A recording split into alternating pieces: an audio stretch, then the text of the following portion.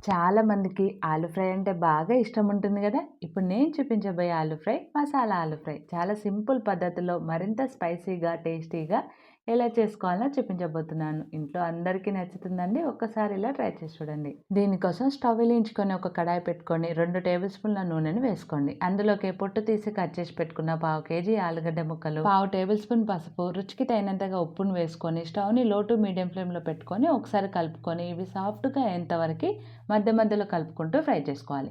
ఈలోపు మనం మసాలాను తయారు చేసుకుందాం. దానికోసం కారము, ధనియాల పొడి, జీలకర్ర, వెల్లుల్లి, కొద్దిగా మిరియాలు వేసుకొని ఒకసారి మెత్తగా మిక్సీ పట్టుకోండి. ఇప్పుడు కొద్దిగా వాటర్‌ని వేసుకొని ఈ విధంగా పేస్ట్ లాగా మిక్సీ పట్టుకోండి. అంతేనండి, మన సింపుల్ మసాలా రెడీ అయిపోయింది. ఈ విధంగా ఆలుగడ్డ ముక్కలు సాఫ్ట్‌గా ఫ్రై అయిపోయిన తర్వాత మనం ప్రిపేర్ చేసి పెట్టుకున్న మసాలాను వేసుకొని లో ఫ్లేమ్‌లో 2 నిమిషాలు ఫ్రై చేసుకున్నారంటే మసాలా ఆలు ఫ్రై రెడీ అయిపోయింది. టేస్ట్ చాలా బావుంటుంది. ట్రై చేయండి.